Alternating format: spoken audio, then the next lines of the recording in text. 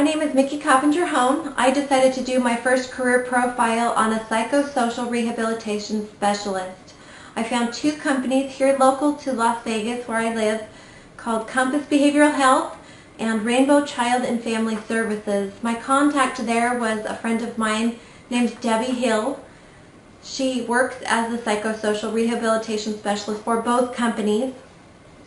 Debbie works as an independent contractor through the two companies, so that of course will affect more information that we look at later. These companies are relatively small, with Compass Behavioral Health employing approximately 60 employees, while Rainbow Child and Family Services employs approximately 30. Debbie works in an elementary school, and she also works one-on-one with individuals and families. Her hours can be very flexible, as she sets her work hours with consideration to the patient's needs and their schedules. Her job is fairly family-friendly depending upon the current patient load. Sometimes she'll have more patients than others, and the child, if she has children as her clientele, the children can require evening hours because you can't work with them until after they're out of school, generally speaking. As I mentioned, she works in an elementary school, so sometimes situations are adjusted. Adult patients can oftentimes be seen during the day. Typical stressors: the job requires working with the mentally ill patients and can cause an attitude of being on guard. With this type of individual, there is a possibility of unpredictable behavior. Due to the medical nature of the job, there's also a large amount of paperwork. Medicaid is one of their primary providers, so they require a lot of paperwork to be completed.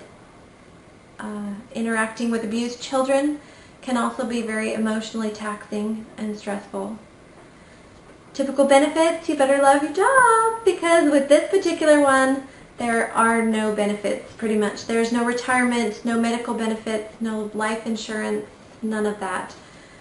Common job tasks: Debbie works to maintain a treatment plan. She provides strategies and behavioral management, interventions including life skills and coping. She also has the opportunity to teach classes at the elementary school where she has been able to work for the past couple of years, she said, teaching parenting classes, coping, and life skills. Her education: Debbie has a bachelor's degree. Her major was family and human development. Medicaid is very particular on what major you had in college, so depending upon your major you can be more or less marketable due to the Medicaid element.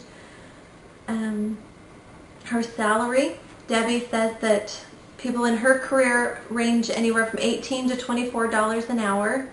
And if you continue on to do a master's program, you could potentially make more, but then you would be entering into marriage and family therapy, which is a little bit of a different career. A little bit of miscellaneous information: this line of work can be very rewarding as the patients make progress and the individuals and families become more functional in their everyday life. Debbie also mentioned that it's not uncommon in this line of work to come in contact with abused children, so there's a lot of attachment possibilities as well as difficulties emotionally with dealing with their neglect, abuse, and drug exposure. The work is constantly changing. She says that she never gets bored because her clients are constantly changing. As I mentioned before, Medicaid being a primary provider, she only has clients anywhere from 6 to 12 months before their benefits will time out. And again, my source was primarily Debbie Hill.